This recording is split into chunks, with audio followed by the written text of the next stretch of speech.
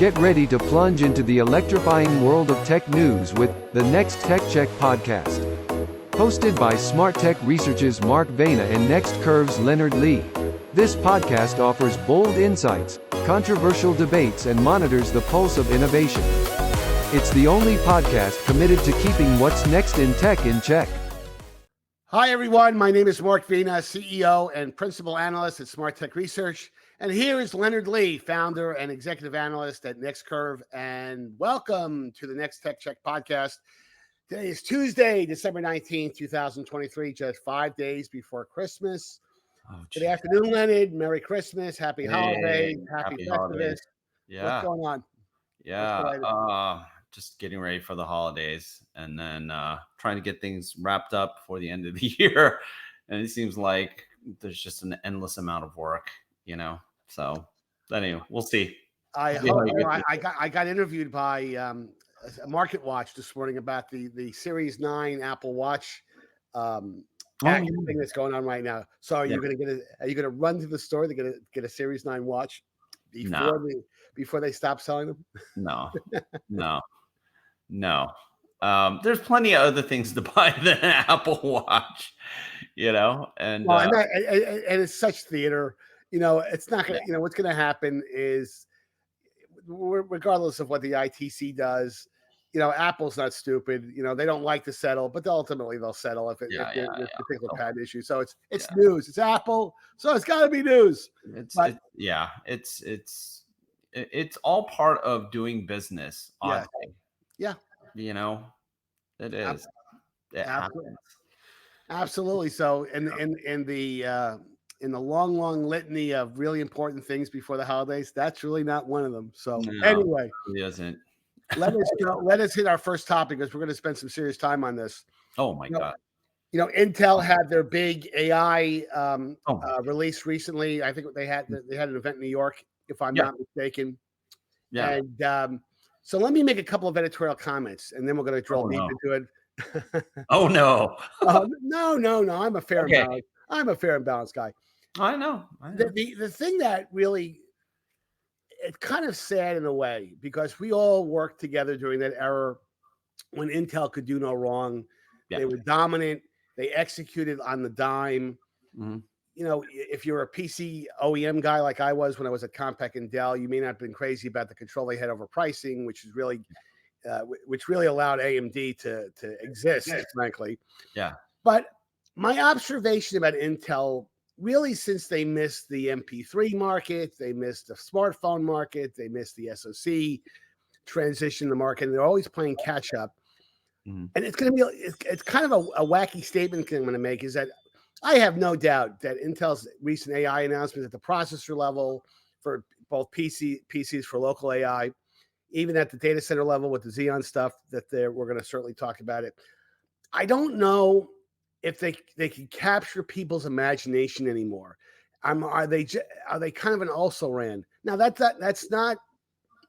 I mean, I hesitate in saying that, but I don't know whether Intel can move the needle in terms of people's imagination anymore. And I don't know. I'd love to get your perspective on that. Maybe we could start with that.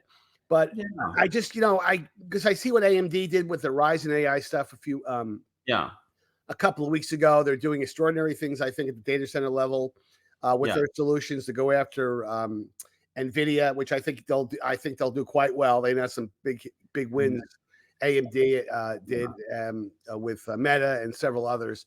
But AMD's always had the value proposition. We're going to offer silicon and capabilities at an aggressive price point that offers equal, maybe a little bit better performance.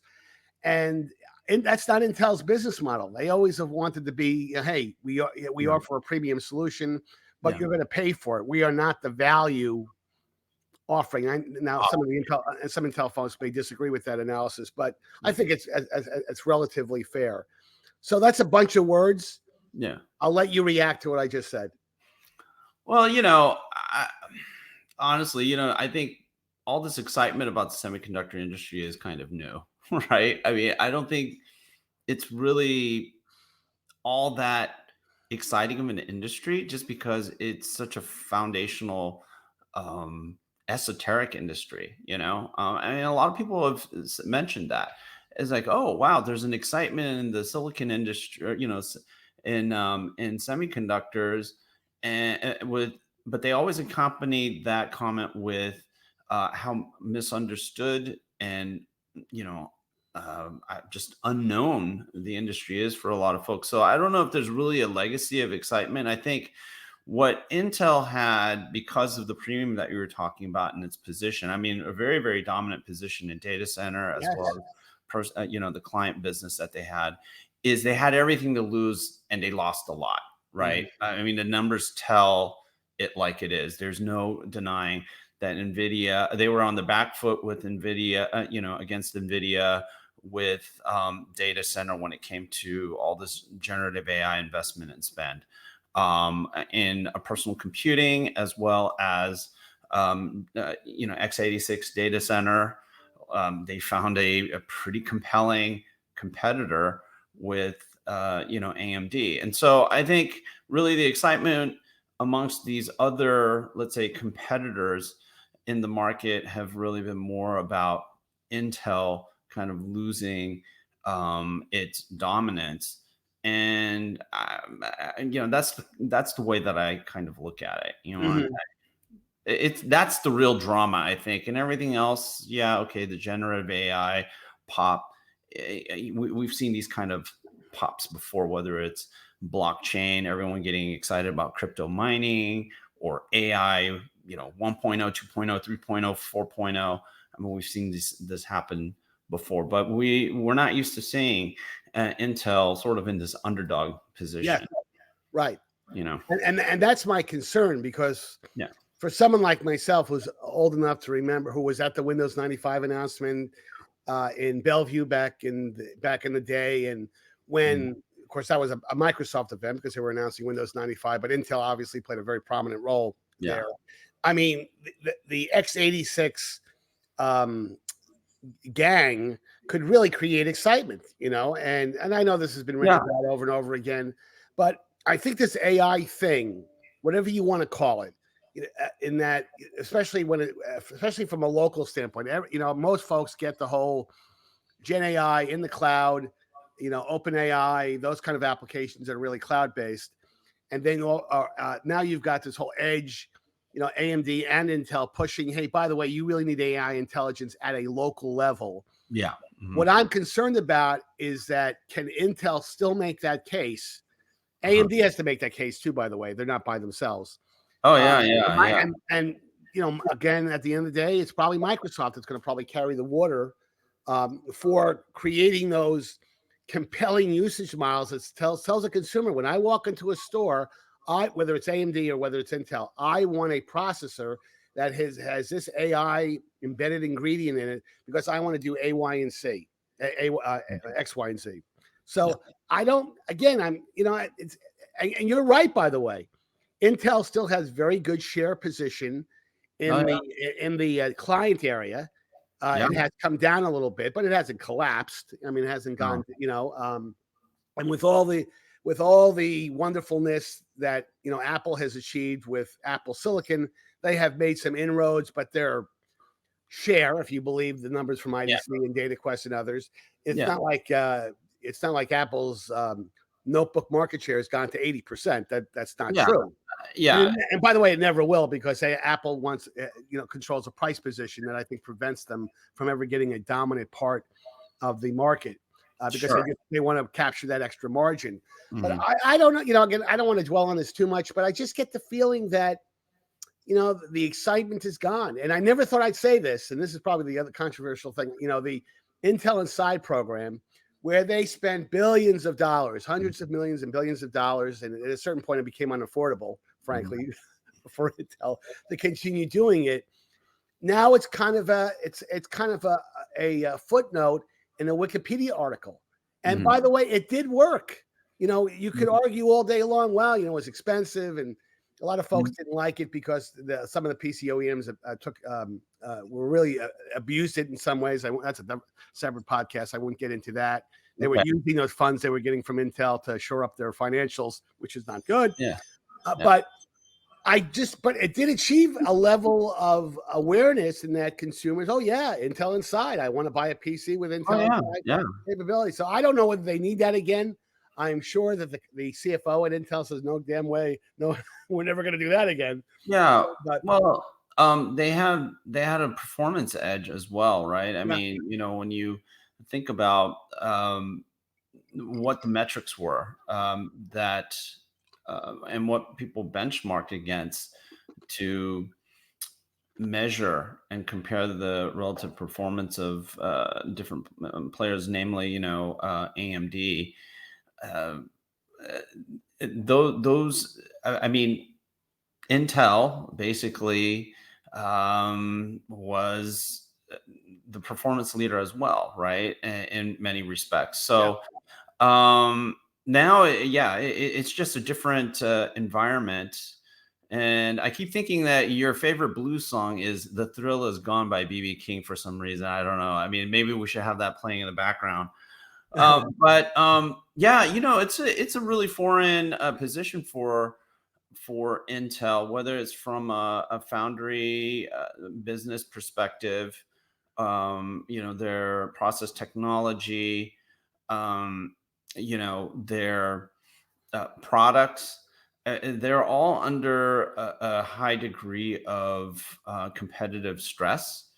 But on the flip side of it, I mean, I think one of the impressions that I got in the second half of 2023, having engaged with Intel quite a bit, is that their whole five nodes in 4 years roadmap seems to be on track. I mean, they'll say it is. What the realities are, yeah, we'll see. That the realities always play out with execution.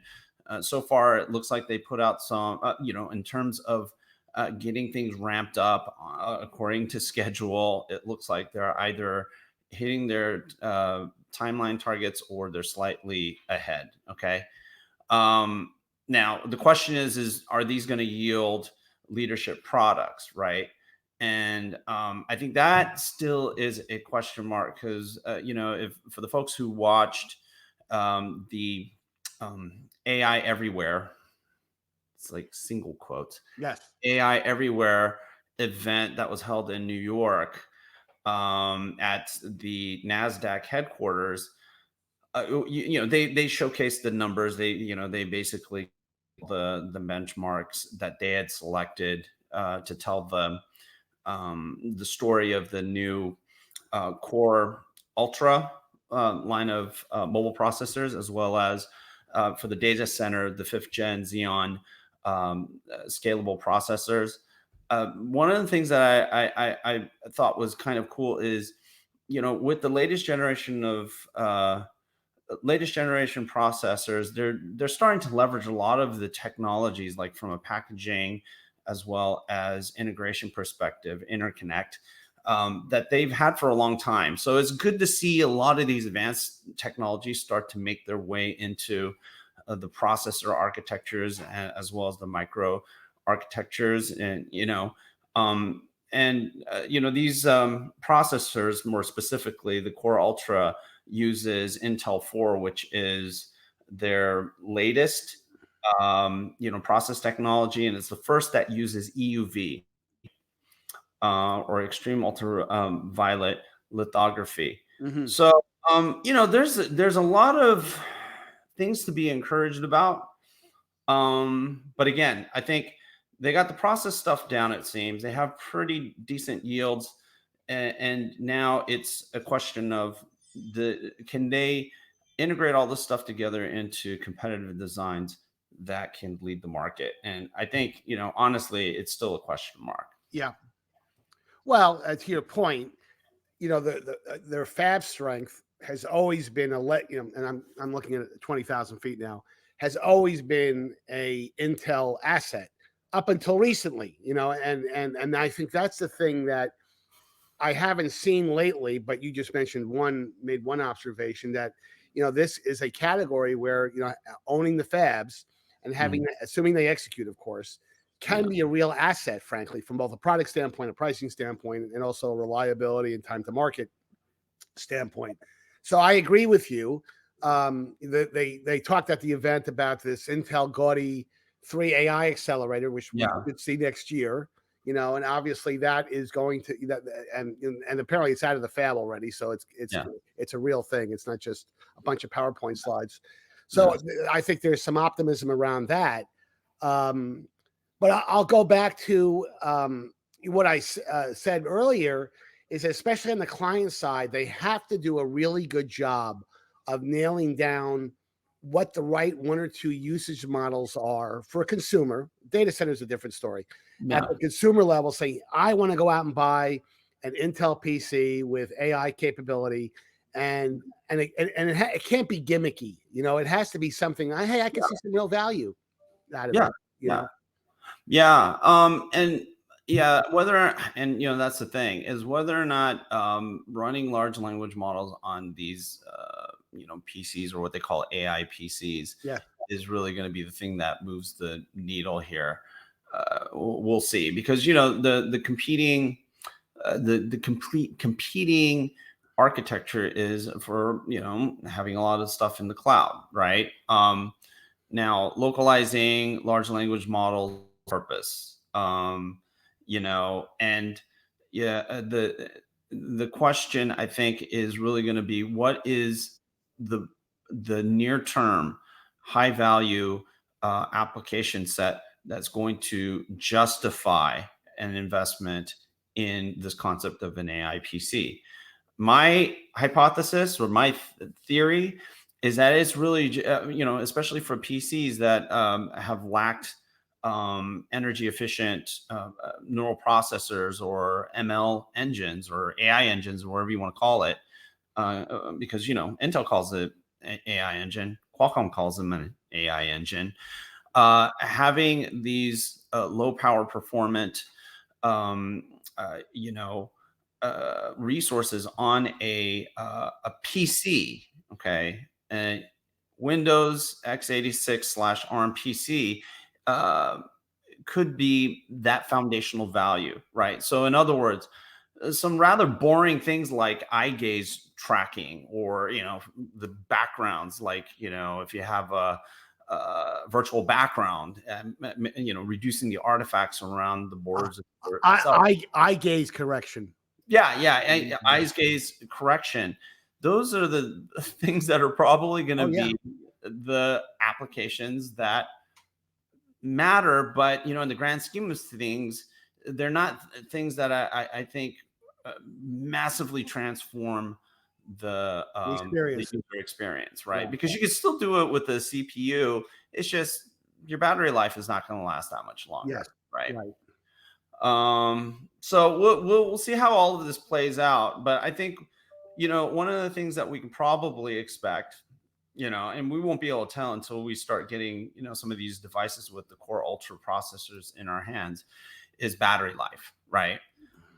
That as a non-functional benefit is probably going to be the biggest one, especially given what they touted, or Michelle, how do you pronounce her last name? Oh my God, she's going to kill me. Holthaus. Yeah, I think that's it. Holthaus. Okay, sorry. Anyway, what she had said is that there's something like a 30% improvement over the last generation processors in handling AI workloads. Now, what that means or translates into techno mumbo jumbo, I don't know. It's just like a general, pitch deck, statistic that she put out there, or benchmark that she put out there. But one of the things that did concern me, and I wrote about this in a article that I published in Fierce Electronics, is there's only 8% overall performance improvement over previous generation from multi-threaded processing benchmark, which I thought, you expect a bit more given the architectural changes and the process node, graduation or upgrade that they had. So, I don't know. I think the jury is still out. We still have to, see how well the OEMs implement or leverage the capabilities of these new processors in delivering, at the end of the day, competitive devices. Right. For processors themselves, this is just one element. There's the rest of the device that has to perform. And so, we'll see what happens. But, they've definitely made updates to Evo and all these other frameworks and standards that they have set for OEMs to qualify for those designations or certifications. So we'll see, again, what happens. Yeah, real quickly, what's your thoughts on when you look at their Xeon enhancements, and which squarely competes with NVIDIA and what AMD is doing? Do you think Intel's got it, because Intel's got such a strong presence in data centers? Do you think that allows them to compete more effectively because they have that kind of legacy position at the data center level versus AMD? NVIDIA, NVIDIA's got a proprietary kind of reputation, which kind of hurts them. Any thoughts on that? No, I mean, in terms of the numbers that they shared, it looked like they had some pretty good generational improvements, in particular for the, like sort of the wireless infrastructure workload, improvements of up, 50%. Better than the prior generation of the 4th gen Xeon. I thought that was pretty impressive. So it looks like, but I mean, those are all accelerators. And so when you look, it's funny that they call it a CPU, because there's like so many accelerators integrated into this thing. It's like really kind of like a chiplet packaged, like pseudo SoC, right? More than it is. That's true. That's absolutely true. Right. Right. But the way they like to stick with the whole CPU thing, but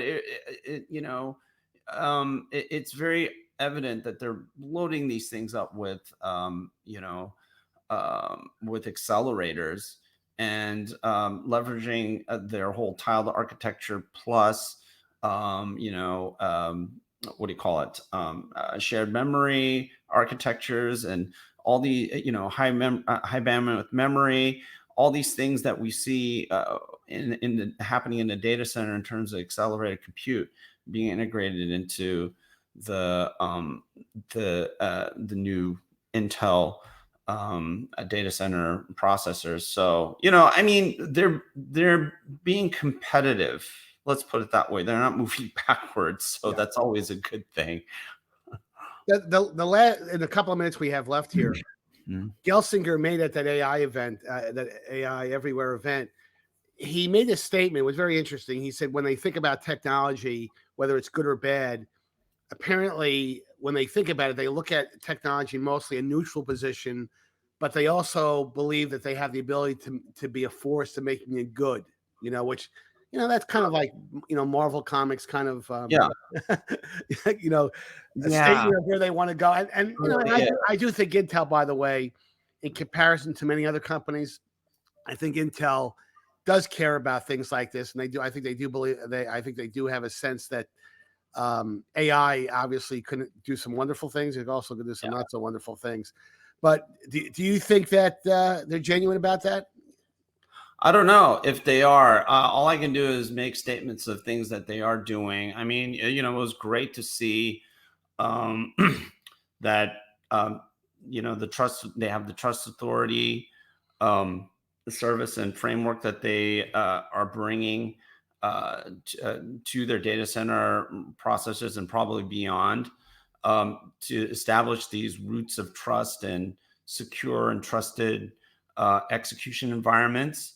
So I see a lot of evidence that they're investing in that. Certainly Greg Lavender makes a big point of it.